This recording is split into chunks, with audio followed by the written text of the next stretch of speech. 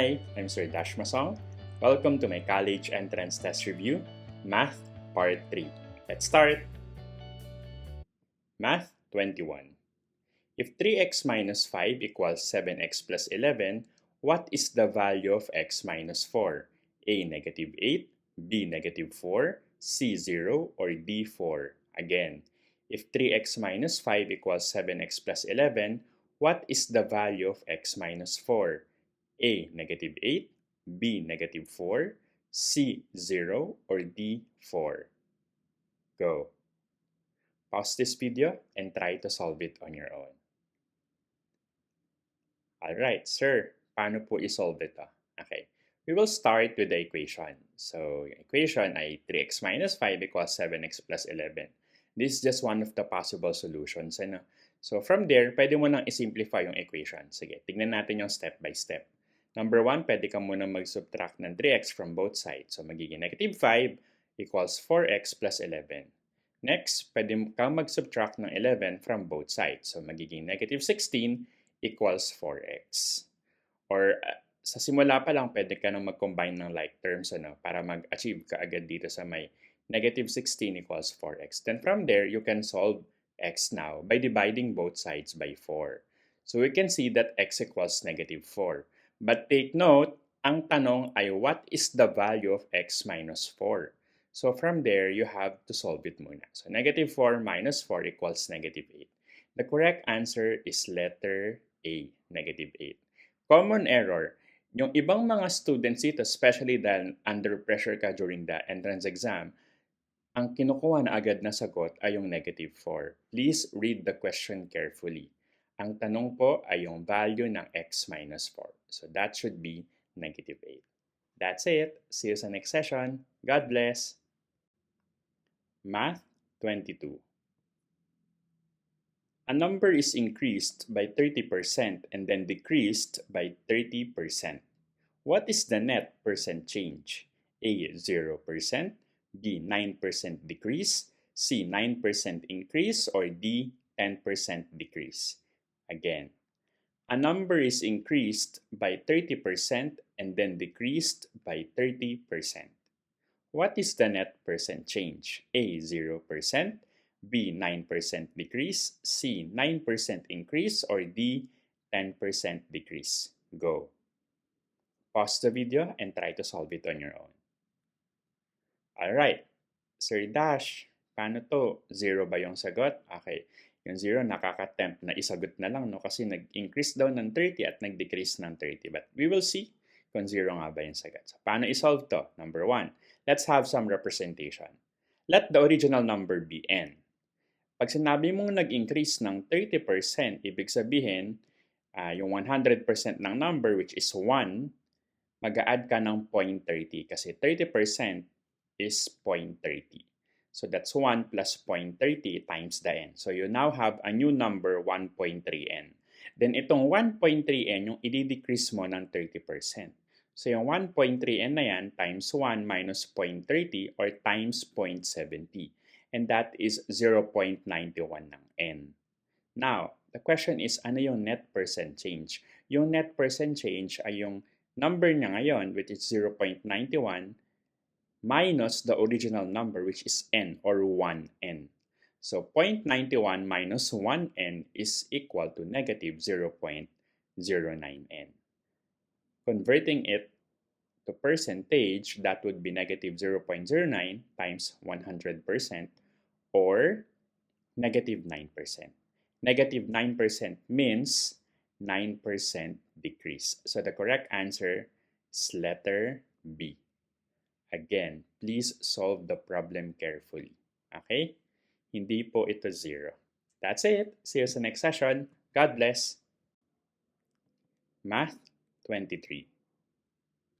What is the units digit of 3 raised to 2025?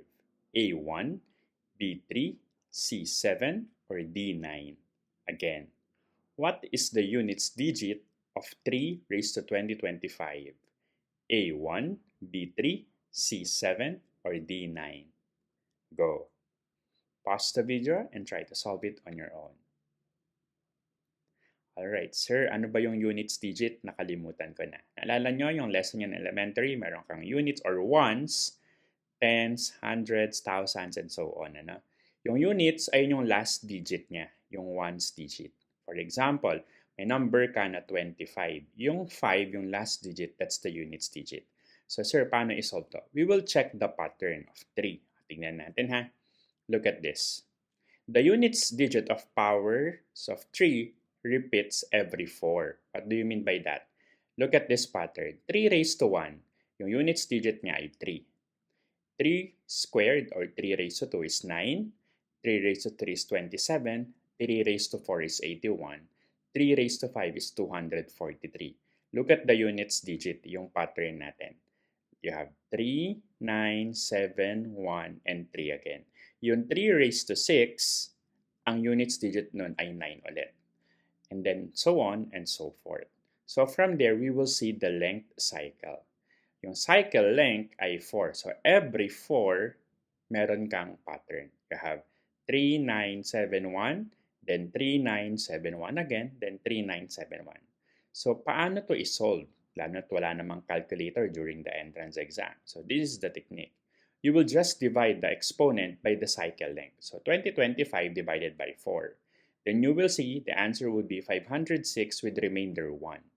Ibig sabihin, ito na lang yung titignan mo.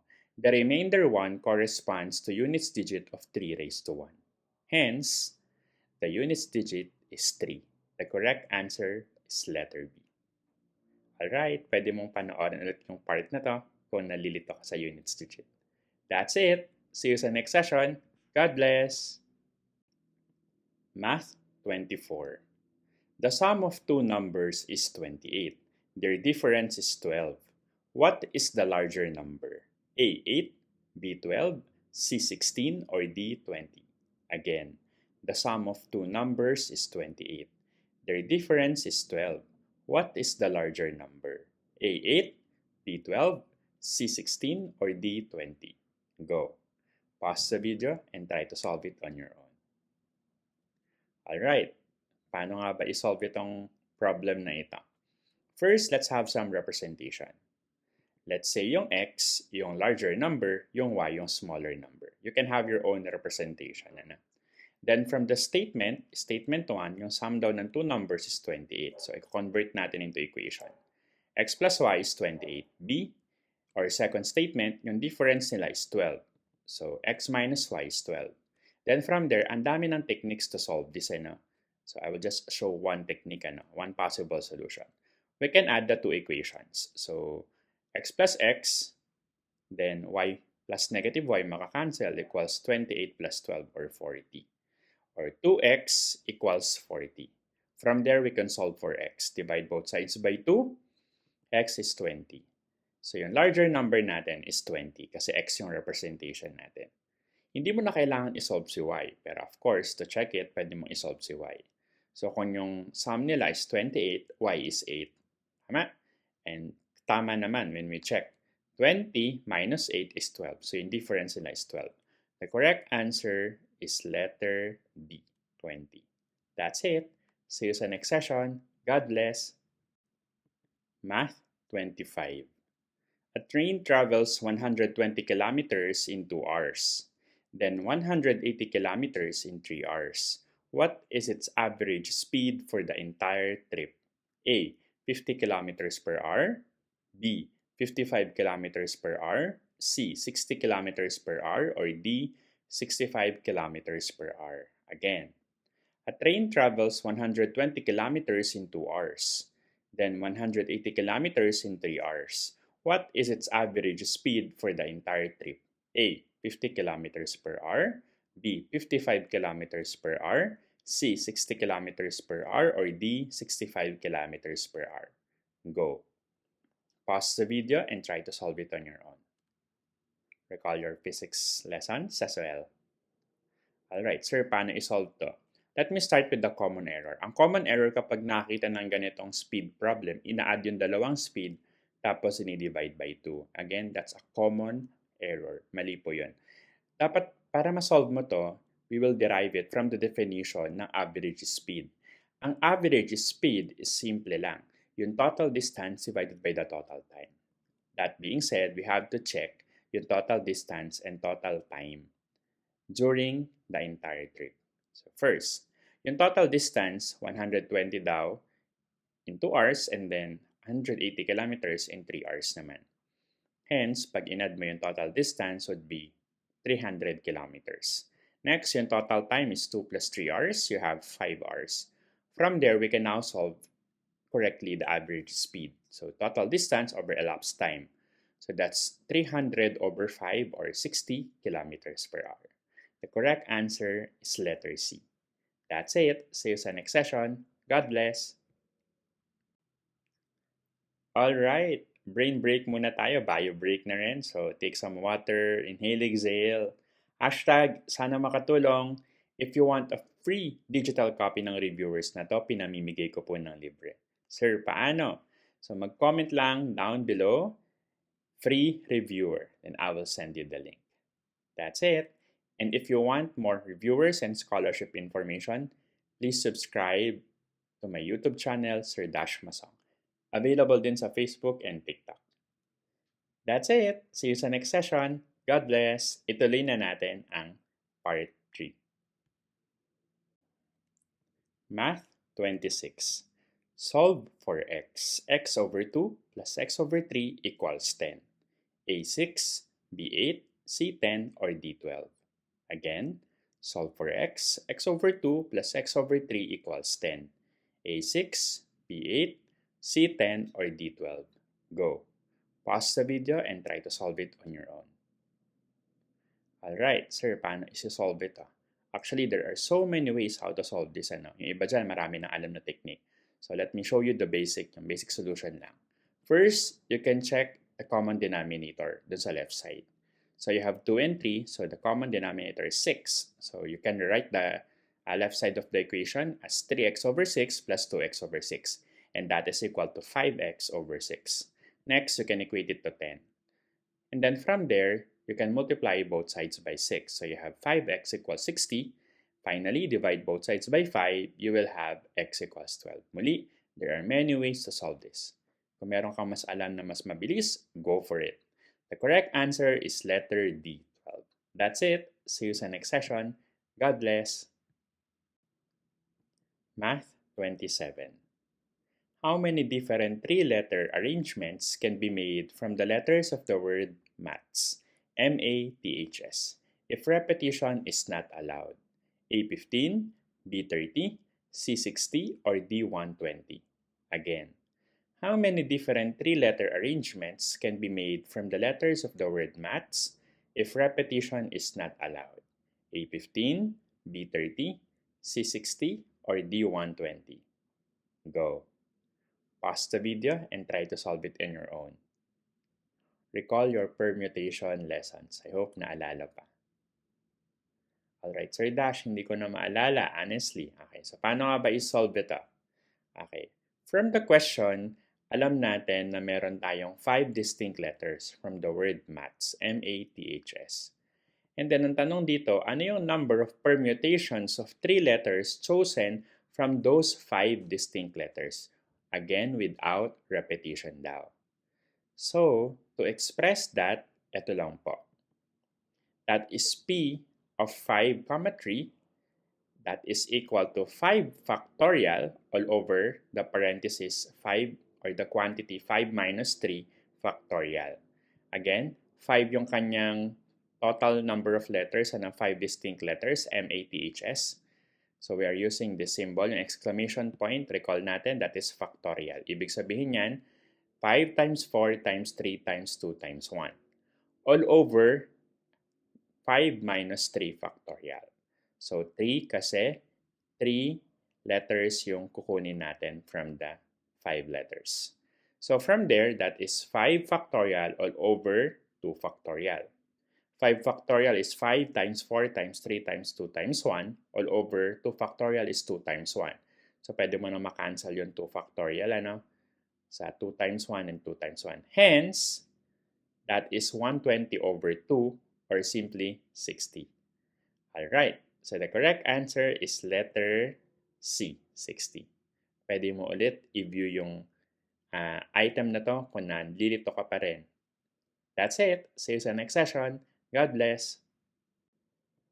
Math 28. If 2 raised to x equals 32, what is x squared minus 3x plus 6? A. 16, B. 18, C. 20, or D. 22? Again, if 2 raised to x equals 32, what is x squared minus 3x plus 6? A. 16, B. 18, C. 20, or D. 22? Go. Pause the video and try to solve it on your own. Alright, sir, parang complicated. Paano ba i-solve to? Dali lang naman ito. Alright, first, tignan mo yung first equation na binigay. 2 raised to x daw equals 32. From there, si 32, pwede mo siyang i-rewrite as 2 raised to 5.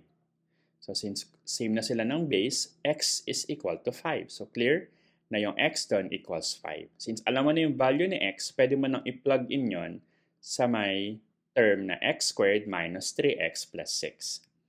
So that would be 5 squared minus 3 times 5 plus 6. Solving for it, that is 25 minus 15 plus 6 or 16. The correct answer is letter A. There are many ways to solve it pa. Pwede ka rin gumamit ng logarithm if you want. That's it. See you sa next session. God bless. Math 29. A circle has a radius of 7 centimeters. What is its area? Use pi equals 22 over 7. A. 154 square centimeters. B. 144 square centimeters. C. 132 square centimeters. Or D. 121 square centimeters. Again, a circle has a radius of 7 centimeters. What is its area? Use pi equals 22 over 7. A. 154 square centimeters.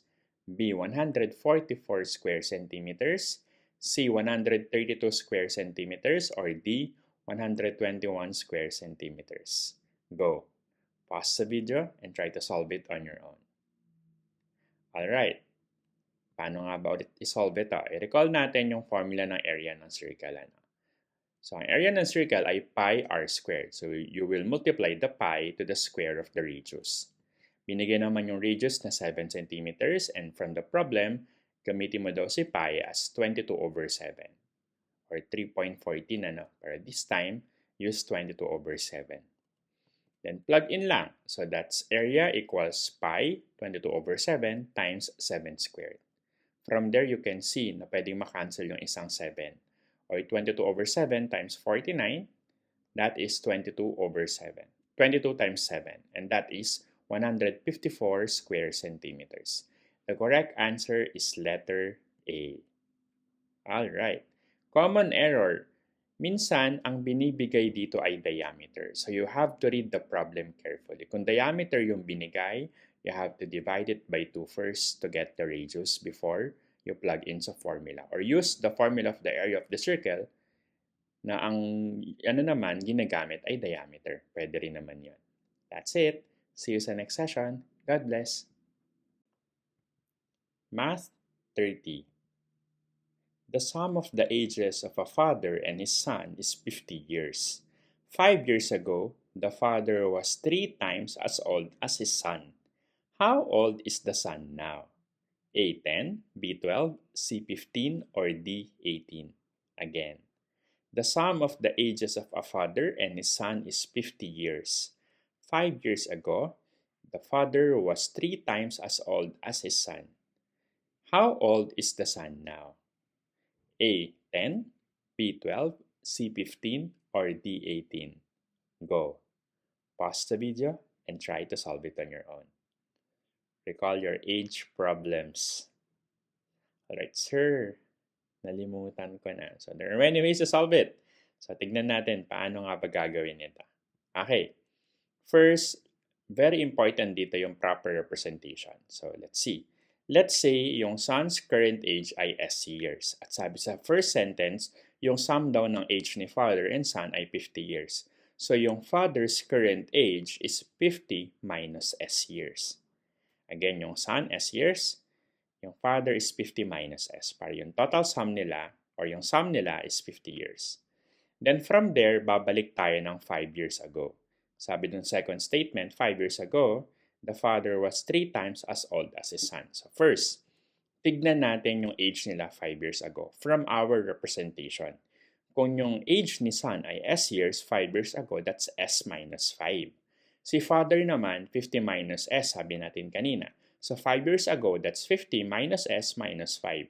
Or simply, 45 minus S. Okay. Tignan na natin yung second phrase nung second statement. Sabi, the father was 3 times as old as his son. Again, that was 5 years ago. Hence, ayan. Pag nilagay natin sa equation, yung 45 minus S is equal to 3 times the quantity of S minus 5. Again, 5 years ago si father, that's 45 minus S. Thrice daw ng age ni son na S minus 5. So from there, we can now solve. So simply solving for S, 45 minus S equals 3S minus 15. Combining like terms, solving for S, we can see that S equals 15. So si son ay 15 years old from now. Letter C. Alright. See you sa next session. God bless! Hashtag, sana makatulong. If you want free digital copy of these reviewers, pinamimigay ko po ng libre. Sir Dash, paano? Simple lang, mag-comment ka lang sa video na ito na free reviewers. Then I will send you the link. That's it. For more reviewers and scholarship information, feel free to visit and subscribe to my social media account, Sir Dash Masong. Available sa YouTube, Facebook, and TikTok. See you sa next session. God bless!